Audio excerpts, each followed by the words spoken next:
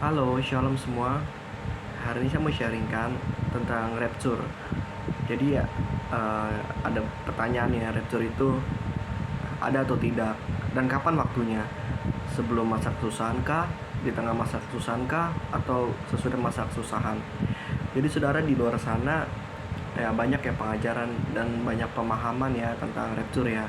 Ada yang percaya rapture itu tidak ada. Jadi anak umat-umat Tuhan terus mengalami masa antikris, dan ada yang percaya itu sebelum, sesudah, atau bahkan di tengah masa kesusahan. Jadi saudara, sebelumnya saudara, ya saya tidak mau mendebatkan saudara apa yang kamu percayai. Kamu percaya itu tidak ada, itu urusan kamu masing-masing.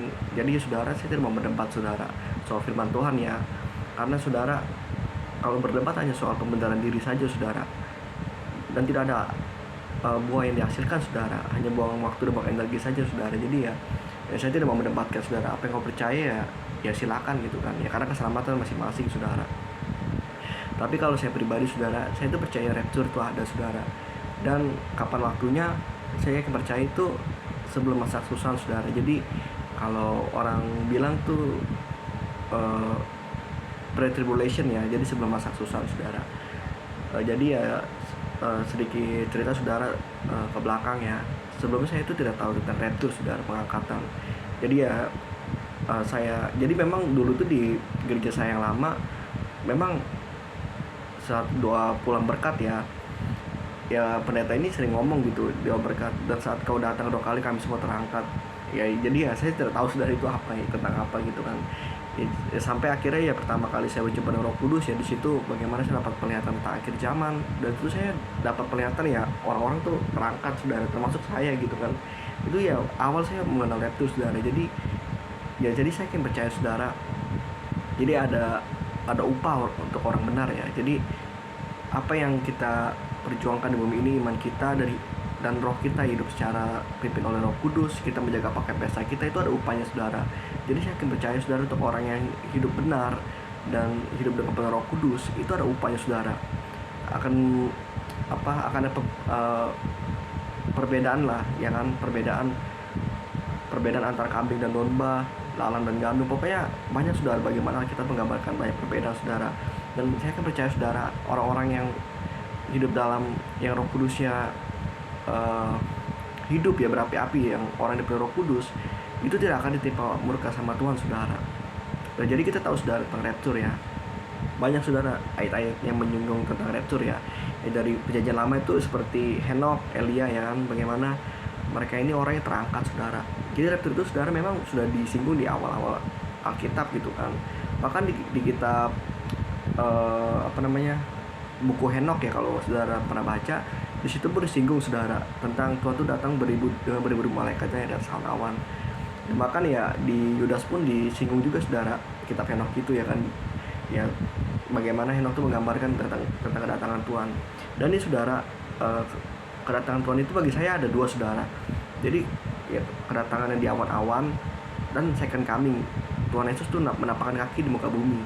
Jadi saat di awan-awan itu Tuhan itu rapture saudara. Jadi bagaimana ya, seperti ya Paulus bilang ya, jadi kita semua akan dalam sekejap mata kita akan mengganti menjadi tubuh kemuliaan. Jadi kita semua terangkat saudara ya. Jadi ya tubuh fana ini diganti tubuh kemuliaan saudara. Tapi untuk orang-orang yang hidup dalam Roh Kudus saudara, yang punya Roh Kudus, karena Roh Kudus itu materai kita saudara. Jadi ada ayatnya saudara, jangan kamu mendukakan Roh Kudus yang memeteraikan kamu menjelang hari penyelamatan. Jadi materai itu Roh Kudus saudara, pakai pesta kita saudara. Karena ya seperti saya bilang saudara, Roh Kudus itu ibarat ya seperti server, seperti materai. Jadi itu sebagai tanda pengenal kita saudara. Kalau engkau tidak ada Roh Kudus di hidupmu, ya kamu kedagingan. Tuhan tuh gak akan kenal kita saudara. Nah itu saudara, tentang rapture ya, bagaimana rapture itu ya saat Tuhan Yesus tuh di awal-awal saudara. Jadi terangkat, dan second coming untuk kedatangan Tuhan Yesus kedua kali. Nah itu Tuhan Yesus menapakkan kaki di bumi saudara. Nah tapi saat rapture itu Tuhan Yesus tidak menapakkan kaki saudara, dia hanya menjemput kita di awan-awan saudara. Tapi kalau second coming, kedatangan Tuhan yang kedua kali ke muka bumi, dia itu menapakkan kakinya saudara. Dan nanti tuh di pintu gerbang timur ya, di Bukit Zaitun ya, di Israel sana ya, kalau dibilang apa saya lupa, Golden Gate atau apa saya lupa, di Israel sana. banyak saudara tentang rapture ya. Tapi ya memang saudara, rapture ini bukan saat ya kenapa juga saya percaya rapture ini sebelum masa-masa antikris ya.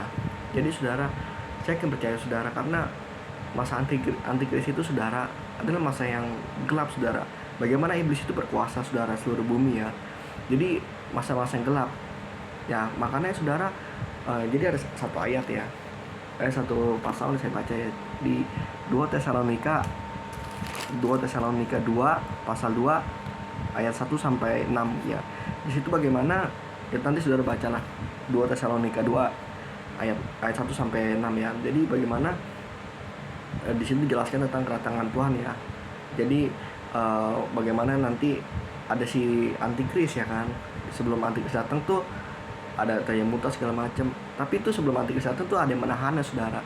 Jadi ada sesuatu kekuatan yang menahan si antikris ini saudara, sehingga dia sekarang belum menyatakan dirinya.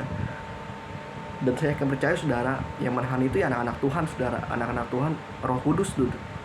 Masih ada Roh Kudus saudara, yang menahan itu masih ada Roh Kudus di bumi ini. Makanya itu menahan si jahat saudara. Karena kita tahu saudara ya, anak-anak Tuhan yang dipenuhi Roh Kudus itu kan garam dan terang dunia. Makanya begitu Roh Kudus terangkat, itu dunia gelap saudara. Makanya itu dunia semua itu dikuasai oleh si jahat ya, si iblis. Nah, makanya situlah timbul si antikris ya kan. Jadi itu benar-benar full memerintah di bumi saudara, si antikris itu. Dan orang-orang yang tidak berpakaian pesta atau orang yang tidak hidup dalam Roh Kudus, yang Roh Kudusnya tertidur ya, seperti 5 wanita bodoh yang tertinggal saudara, kau harus bayar harga dengan mempertahankan imanmu. Jadi banyak saudara ya referensi tentang rapture ini ya. Dan saya akan percaya kenapa sebelum masa tribulasi juga ya. Karena saya akan percaya saudara, karena ya saya pernah mengalami banyak penglihatan ya, seperti yang video sebelumnya ya. Jadi ya bagaimana ya, masa pengangkatan itu saat damai saudara. Ya seperti yang kita bilang saudara, seperti zaman Nuh ya. Jadi bukan saat ya, kita tahu ya pada zaman antikris itu chaos saudara. Bagaimana orang Kristen itu disiksa, itu chaos saudara. Bagaimana itu bukan masa yang damai, itu masa di mana sukar saudara. Seperti yang kita bilang, siksaan yang dahsyat, masa yang sukar ya. Dan sementara rapture itu ya masa-masa damai saudara, seperti zaman Nuh. Ya, saya percaya yang Tuhan Yesus mention sana itu rapture saudara, pengangkatan ya zaman Nuh. Jadi orang tuh beraktivitas seperti biasanya, orang makan, minum segala macam. Jadi saat damai saudara, bukan saat chaos ya. Rapture itu terjadi saudara. Tapi balik lagi tadi apa yang saya percayai ya. Jadi ya saya tidak mau mendebatkan saudara. Apa yang kamu percaya silakan. Kamu percaya rapture itu ada atau rapture itu tidak ada, atau rapture itu sebelum masa kesusahan atau sesudah masa kesusahan ya, terserah kalian masing-masing. Ini saya percaya saudara. Saya tidak mau mendebatkan. Jadi saya percaya saudara, ada upah saudara, ada perbedaan saudara. Bagaimana ya, bagaimana Tuhan Yesus itu pasti nggak mungkin saudara. Jadi upah orang benar dan upah orang yang fasik, hidup yang fasik sama saudara, mengalami masa penyiksaan itu. Bagaimana iblis itu berkuasa atas setiap hidup manusia saudara. Yang zaman antikris itu dia itu berkuasa saudara. Kau tidak boleh makan, kau tidak boleh belanja, kau tidak boleh apapun saudara kalau kau tidak sujud menyembah dia. Dan itu saudara sangat sulit saudara. Makanya saudara itu ya saya yang percaya itu ya masa antikris itu untuk orang yang tertinggal saudara, untuk orang-orang yang fasik, yang hidup di dalam kedagingan saudara, yang tidak memakai baju pesta, baju Roh Kudus saudara. Ya itu saudara ya. Jadi ya rapture banyak saudara kalau misalnya mau dibicarakan ya. Tapi ya memang handphone saya tidak bisa merekam lama saudara, makanya saya agak tempo bicara agak cepat ya saudara. Jadi karena memang kejar ini juga saudara, durasinya agar tidak terlalu panjang. Jadi ya saya akan percaya saudara, kalau masa kesusahannya orang benar itu saudara, orang hidup dalam Tuhan itu ya masa-masa materai itu saudara. Materai itu sebenarnya masa susah saudara.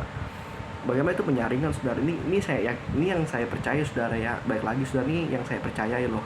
Jadi ya saya akan percaya materai itu yaitu masa penyaringan saudara. Bagaimana kan secepat gandum sedinar, orang pada bunuh-bunuhan, pokoknya bagaimana ya chaos juga saudara, maksudnya di zaman materai itu kan. Tapi saya akan percaya materai itu pemurnian saudara, karena setelah itu kan ada momen dimana si Yohanes tuh melihat orang datang ya kan, datang orang banyak terhitung banyak dari bangsa-bangsa datang memakai daun palem.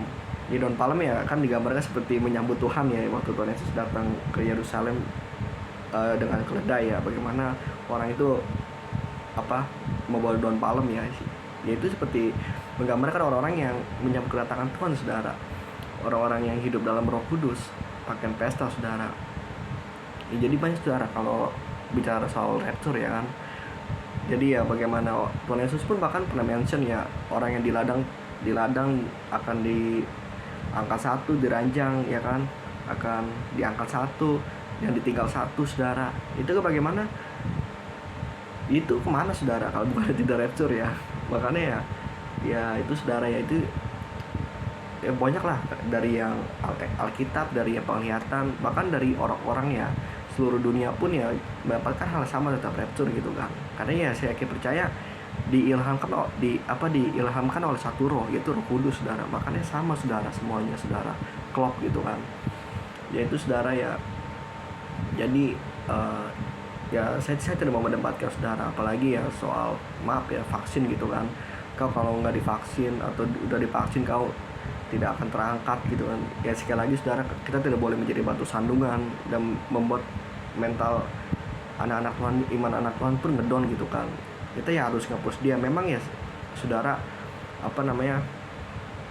kalau kita tahu kebenaran firman gitu kan ya, kita jangan menjudge seorang gitu kan. Kita jangan mendahulukan Tuhan. Wah, kamu di ini, ngomongnya apa ya? Ngomong ya, kamu di VCN ya kan, di VCN ya kan, kamu nanti nggak akan terangkat loh, kamu akan ngalami masa susah. Baik lagi saudara, emang kamu Tuhan, emang kamu hakim? Dengan gampang kamu seperti itu ngomong, orang yang sudah di VCN nggak akan terangkat, nggak akan ngalami rapture, harus karena ya banyak lah saudara, orang bilang DNA-nya jadi diganti segala macam ya.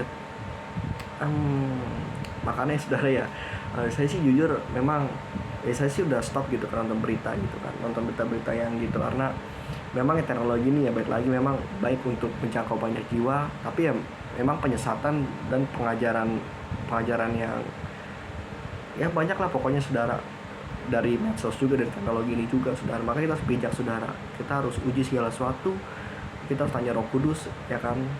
Ya kita harus berpaku pada Roh Kudus dan kebenaran firman Tuhan saudara. Ya kita jangan dibingungkan saudara ya, seperti ayat ini bilang saudara di 2 Tesalonika 2 ayat 2 ya kan, ayat 3, janganlah kamu memberi dirimu disesatkan ayat 2, supaya kamu jangan lekas bingung dan gelisah baik oleh ilham roh maupun oleh pemberitaan atau sesuatu dikatakan dari kami, seolah hari Tuhan telah tiba. Jadi memang saudara jangan bingung saudara. Yang penting ya saudara ya, sekarang ini ya tugas kita masa panik saudara, karena kedatangan Tuhan itu ya itu hal yang kita nantikan saudara. Ya kita hidup secara roh, kita yang sudah imannya ya kita ya intim sama Tuhan, kita tuh akan merasa santai aja saudara, kita tidak panik karena kita tahu saudara. Tapi kalau orang yang panik segala macam ya mungkin ada sesuatu saudara ya kan, yang berberes gitu kan. Ya jangan sampai, maksudnya ya karena ya rapture tidak terjadi 2 kali saudara, sekali gitu kan. Setelah itu ya Tuhan Yesus second coming, Tuhan Yesus datang ke bumi ya, Tuhan Yesus menginjakkan kakinya di muka bumi ya saudara. Ya jangan sampai ya tertinggal lah. Jadi saudara, itu saja saudara tentang rapture dan kapan waktunya. Ya sekali lagi saudara, saya tidak mau mendebatkan ya. Jadi ya ini saya percayai ya, jadi ya apa yang kamu percayai ya simpan ya gitu ya. Saya tidak mau mendebatkan ya. Jadi karena keselamatan masing-masing ya, yang penting ya saudara, kita harus berbuah untuk Tuhan ya kan, berbuah untuk jiwa-jiwa ya kan. Bagaimana kita melayani Tuhan, bagaimana kita bawa orang-orang yang masih belum mengenal Tuhan, untuk bahkan orang yang